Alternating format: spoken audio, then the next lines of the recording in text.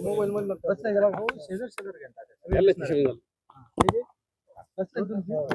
ऐन वेळेला ते पहिल्यांदा तर 2 एबी फॉर्म आले ऐन वेळेला आणि पक्षाचे जे खरे प्रमुख दावेदार उमेदवार होते त्यांनी ऐन वेळेला माघारी घेतली.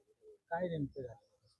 मुळामध्ये ही जागा महाविकास आघाडी लढणार हे आधीच ठरलेलं होतं आणि ही जागा शरद पवार साहेबांच्या राष्ट्रवादी काँग्रेस पक्षाचीच होती. मागच्या वेळेस आम्ही ती लढवली होती, त्यामुळे ही आम्ही लढवणार होतो आणि पक्षाची तशी तयारी होती.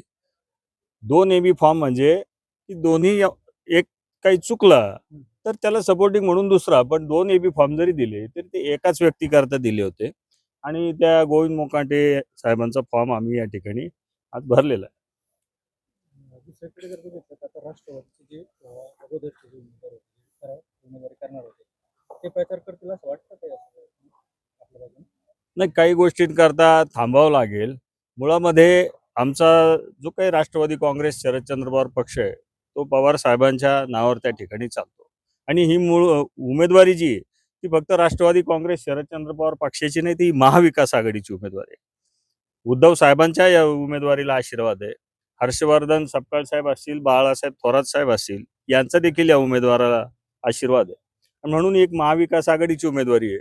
माझं मागाशीच शिवसेनेचे संपर्क प्रमुख सुनीलजी शिंदे साहेबांशी बोलणं झालं, आदरणीय बाळासाहेब थोरात साहेबांशी बोलणं झालं, शशिकांत शिंदे साहेब असतील, सुप्रियाताई असतील, हे सगळे आम्ही सातत्याने संपर्कात आहोत. लवकरच इथं महाविकास आघाडीचा एक चांगला मोठा मेळावा घेऊन त्या ठिकाणी आम्ही प्रचाराला लागू. आणि मुद्दामून तुम्हाला सांगायचे की या मतदारसंघात राष्ट्रवादीचा उमेदवारी अर्ज दाखल करायला यायची माझी दुसरी वेळ आहे.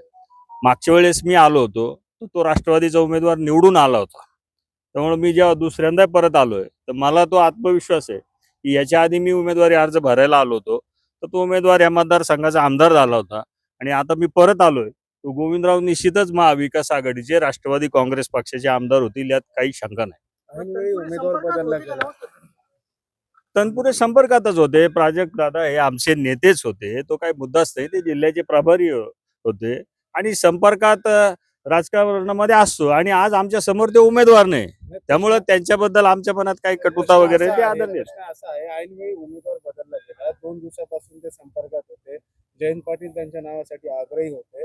ऐन मुवमेंटला त्यांनी माघार घेतली आणि मुकाटेंचं नाव समोर आलं. काय कारण आहे? नाही, आता त्याबद्दल आपण त्यांच्याशी बोललात तर बरं होईल, ते विस्तृत त्या ठिकाणी सांगू शकतील. परंतु एक राजकीय पक्ष म्हणून जेव्हा आम्ही शरद पवार साहेबांच्या, उद्धव साहेबांच्या आणि थोरात साहेबांच्या नेतृत्वाखाली काम करतो, एक जबाबदार आणि सक्षम विरोधी पक्ष म्हणून त्या ठिकाणी आम्ही जनतेच्या प्रश्नावर काम करतो आणि त्याच्यामुळं राजकारणात कधी थांबायचं नसतं. आणि त्यातून गोविंद मोकाटे हे चांगले उमेदवार आहेत, त्यांना स्वतःला जिल्हा परिषदेच्या कामकाजाचा त्या ठिकाणी अनुभव आहेत, ते यापूर्वी जनतेतून निवडून आलेले आहेत. त्यामुळं आदरणीय प्राजक्तदादांनी का निर्णय घेतला याबद्दल मी तर अनभिज्ञ आहे. आपण त्यांच्याशी बोललात तर ते त्याच्यावर व्यवस्थित प्रकाश टाकतील.